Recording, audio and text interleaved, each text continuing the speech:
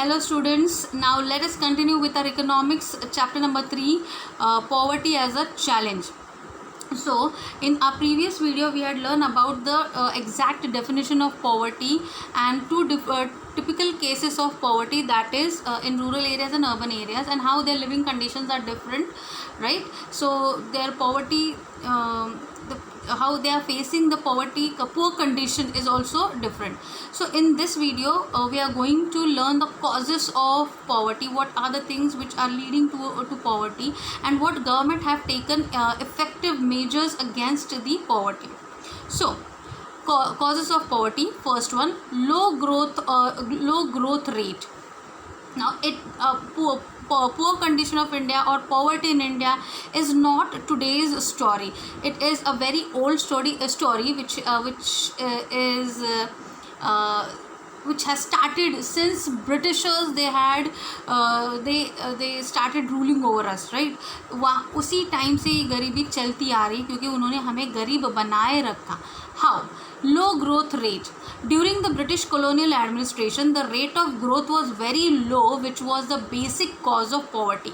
वहाँ से ही गरीबी की शुरुआत की. Otherwise, our country India was one of the richest countries in the world, right? So as soon as Britishers they invaded India and they ruled over us, from there onwards the rate of growth was kept low, and that was the I should say that is the basic cause of poverty. Second, discouragement of development of industries and handicraft products. So what is this? Discouragement, not encouragement, discouraging the development of industries and handicraft product is one of the historical reason of poverty. Historical reason, ये एक ऐतिहासिक कारण है गरीबी के लिए भारत में, right? The policies of the colonial government, again British government, discouraged development of industries like textile industries, which is the basic source of income of the poor, as uneducated person can easily get job in this type of industries as labor and sustain his livelihood. तो यहाँ पे Britishers ने क्या किया? Discourage किया किसको? Textile industries या फिर they have discouraged development of industries. जो इंडियन इंडस्ट्रीज़ थे उनको डेवलप नहीं होने दिया. अगर दिया होता तो इंडिया के जो लोग हैं, वो जो गरीब से गरीब भी है, वहाँ जाके वहाँ पे एजुकेटेड लोगों की ज़रूरत नहीं होती. वो अनएजुकेटेड भी हो, वहाँ पे छोटा मोटा जॉब मिल जाता है और वो कमा लेता है, अपने घर को चलाने के लायक बन जाता है. But they have not encourage the Indian industries. Okay, so it was kept discouraged, it was kept neglected. जानबूझ के वो निगलेक्ट करते थे. अगर ऐसा वो ध्यान देते हो तो इंडिया प्रोग्रेस कर रहा था, कर पाता था, right? Also discouragement of handicraft products. जो हैंडमेड प्रोडक्ट थे इंडिया के, उनको भी डिस्करेज किया. वो जो आर्टिसंस थे उनको भी डिस्करेज किया ब्रिटिशर्स ने. It is also a major cause of poverty during the British colonial administration. The households can easily earn money by the way of producing handicraft products, but उन्होंने उनको डिस्करेज किया, अलग रखा, उनको लोगों की नज़र में आने नहीं दिया और अपने प्रोडक्ट्स उन्होंने लॉन्च किए बहुत ही कम कीमत पे. So these industries, Indian industries and Indian handicraft products were totally kept neglected, and since then this poverty has come, right? Third reason is high growth rate of population. बढ़ती आबादी. The population is increasing instead of low level of income. Income का level low है, फिर भी population बढ़ती जा रही है. So this is also a cause of poverty. Huge income inequalities. There is no equality in income. कोई ज़्यादा कमा रहा है, कोई बहुत कम कमा रहा है, कोई कमा ही नहीं रहा है. So there is inequality in income. So there are huge income inequalities between have or have not. For this term, huge income inequalities makes it difficult to properly implement the poverty elimination policies of government. Therefore, it is the major cause of poverty. इस income inequality की वजह से government ज़्यादा poverty elimination policies implement नहीं कर पा रहा है, क्योंकि कोई ज़्यादा कमा रहा है, कोई बहुत कम कमा रहा है, right? There is no uniformity. Fifth reason is lack of land resources, हमें ज़मीन की बहुत कमी है. Lack of land resources is also the major cause of poverty. Income of the villages are fully based on agriculture income, and lack of land resources creates low level of agricultural income which becomes a major cause of poverty. हमारा देश एक खेती प्रधान देश है. We are agricultural country, right? So for agriculture we need land, and this land resource is very less available in India. That is why ये agriculture ज़्यादा develop नहीं हो पा रहा है, और जो कि एक reason बन गया है, cause बन गया है poverty का, right? Now anti-poverty measures. What government has taken the plans, schemes to fight against poverty? So they are known as anti-poverty measures. So anti-poverty strategy of the government is based broadly on two. दो चीज़ों पे government की anti poverty strategy depend करती है. कौन सी? First, promotion of economic growth, economic growth को बढ़ावा देना, and targeted anti poverty programmes. Anti poverty को टारगेट करके प्रोग्राम्स बनाने हैं और वो इम्प्लीमेंट भी करने हैं. So let us study first promotion of economic growth. What is this? According to official poverty estimation, the growth rate jumped from average about 3.5% a year in the year 1970s to about 6% during the 1980s and 1990s. Okay, so with the help of high rate of growth, reduction of poverty is possible. क्या किया? इस economic growth को promote करने के बाद क्या result आया? This is the example of 1970s. 1970s में जो ग्रोथ रेट था वो 3.5% था. ओके, एक साल का 1970 का 3.5% था. वो उछल के जंप करके 6% पे गया इन 1980s एंड 1990s. ये डबल हो गया, राइट? तो ग्रोथ रेट बढ़ गया. So with the help of higher rate of growth, reduction of poverty is possible. अगर ग्रोथ रेट बढ़ता है तो पॉवर्टी का गरीबी कम होती है. It shows a link between poverty reduction and economic growth. इसका मतलब इकोनॉमिक ग्रोथ बढ़ा, पॉवर्टी कम होती गई. Therefore, promotion of economic growth helps to reduce poverty, and that is why it is important to promote economic growth to reduce poverty. Second is targeted anti-poverty programs. कौन सी anti poverty programmes government ने launch किए हैं? बहुत सारे launch किए हैं. हम एक करके पढ़ेंगे. See, first is National Rural Employment Guarantee Act, NREGA. उसको दूसरा भी बोलते हैं नरेगा. क्या बोलते हैं? NREGA, national Rural Employment Guarantee act. यानी जो रूरल एरिया में जो एम्प्लॉई है उनको गारंटी में एम्प्लॉयमेंट मिलता है, जॉब मिलता है, राइट? और उसकी वजह से उनको इनकम भी मिलता है, तो पॉवर्टी ख़त्म हो जाएगी. It was launched in September 2005 and it provides 100 days assured employment every year to every rural household in 200 districts. Later, the scheme will be extended to 600 districts. 1/3 of the proposed jobs would be reserved for women. In this act, if an applicant is not provided employment within 15 days, then he or she will be entitled to a daily unemployment allowance. The central government and state governments will also establish national employment guarantee funds and state employment guarantee funds for implementation of the scheme. क्या है इस program के अंदर?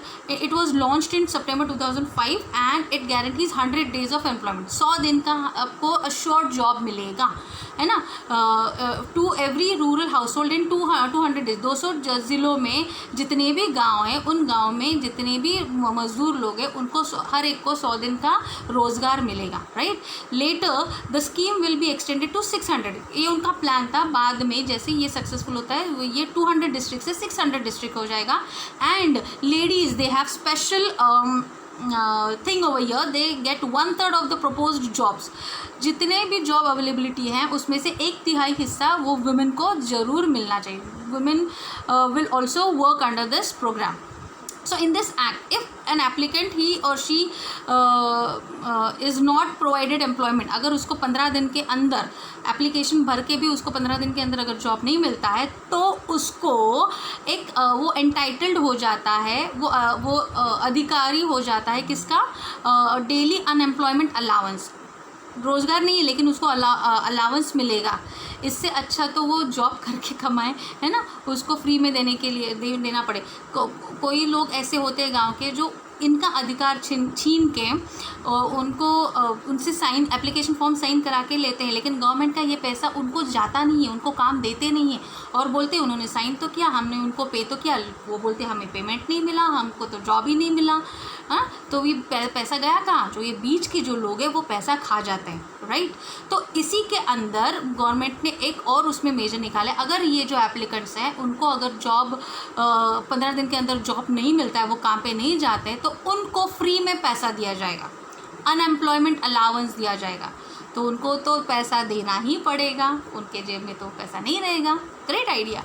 The central government and state government will also establish करने वाले थे what national employment guarantee funds and state employment guarantee funds for implementation of the scheme की implementation के लिए ये करने वाले थे लोग।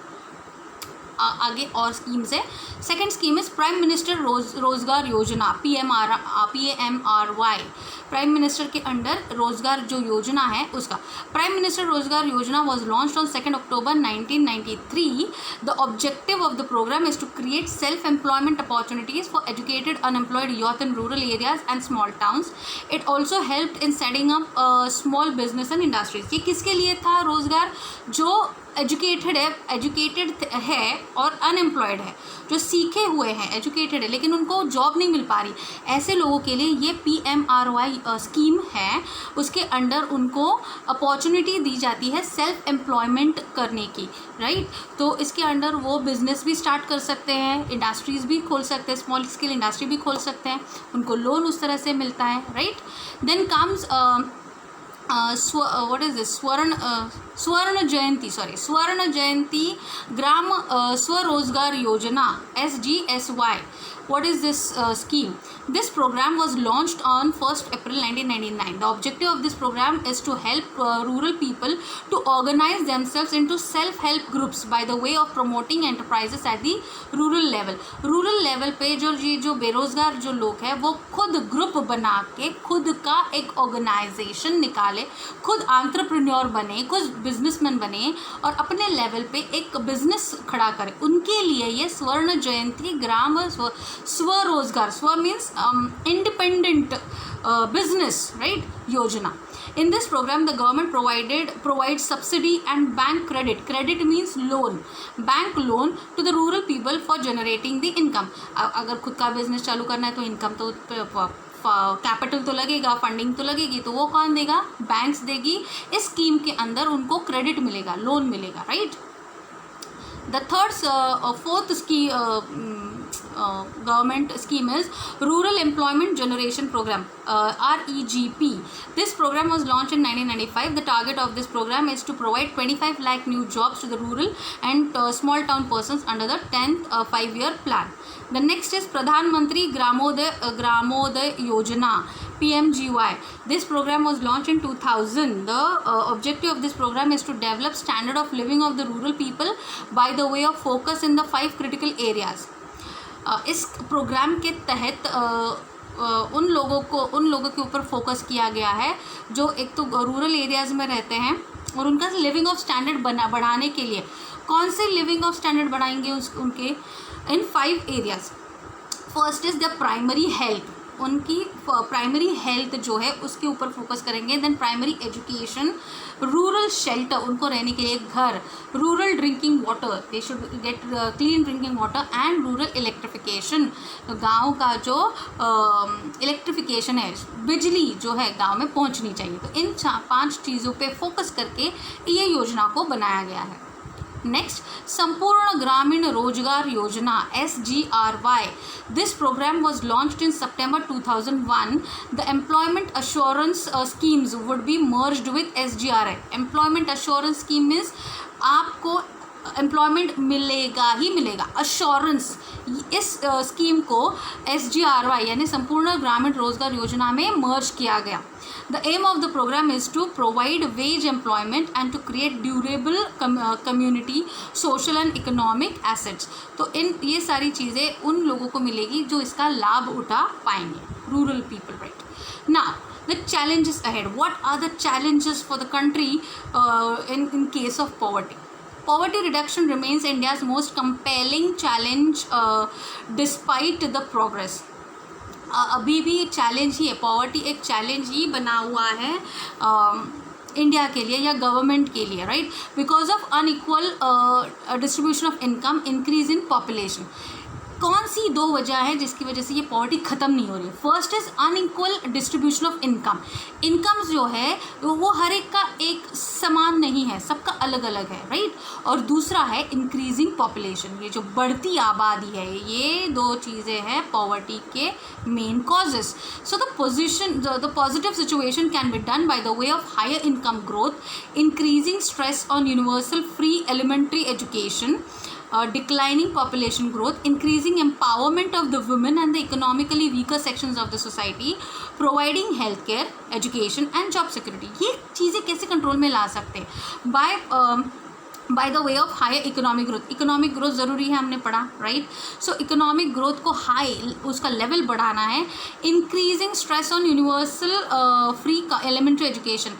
Free elementary education, elementary means primary education जो है वो फ्री में देना चाहिए, तभी बच्चे और आ पाएंगे या पेरेंट्स बच्चों को भेज पाएंगे स्कूल में, अगर वो फ्री हो तो elementary education, right. Then declining population growth, population की ग्रोथ को कम करना है. Increasing empowerment of the women, women को पावर से एम्पावर बनाना है, उसके अधिकार भी बनाने, because women also equally work for the progress of the country, right. Then the economical weaker sections of society, empowerment उनका वुमेन का भी बढ़ाना है, उनको भी एम्पावर करना है, और इकोनॉमिकली वीकर सेक्शंस जो है सोसाइटी के, उनको भी करना है. Providing health care, education and job security. Health care provide करना है, एजुकेशन प्रोवाइड करना है, और जॉब सिक्योरिटी भी प्रोवाइड करें, तभी जाके ये पॉवर्टी ख़त्म हो सकती है. Unemployment is a situation where a person have not job despite of he or she is able to do the job. It is a big cause of poverty. अगर कोई बंदा काम करने लायक है लेकिन उसको काम ही नहीं मिल पा रहा है, then this person is counted under unemployment, and this is he becomes a cause of the poverty. Unemployment is also a situation of being jobless when people are in condition of without job and in situation of seeking job during recession. It is sign of poverty where an individual is unemployed. It is a loss of human resource to the nation and stigma to the society. ये अगर बंदा सीखा हुआ है, पढ़ा लिखा है, लेकिन उसको जॉब नहीं है, then this is a sign of poverty. ये एक संकेत है कि आपका देश पुअर का देश है. अगर आप अपने लोगों को अगर जॉब नहीं दे पा रहे हो, अगर वो सीखे हुए हैं, एजुकेटेड है, तभी आप उनको जॉब नहीं दे पा रहे हो, then your country is indicating that it is a poor country. Right, आप अपने ह्यूमन रिसोर्स का यूज़ नहीं कर पा रहे हो. Further, child labour is a situation where a child is employed for earning money which is mentally, physically and socially dangerous and harmful for the children. हमें पता है चाइल्ड लेबर डेंजरस कैसे, हम सबको पता है, राइट.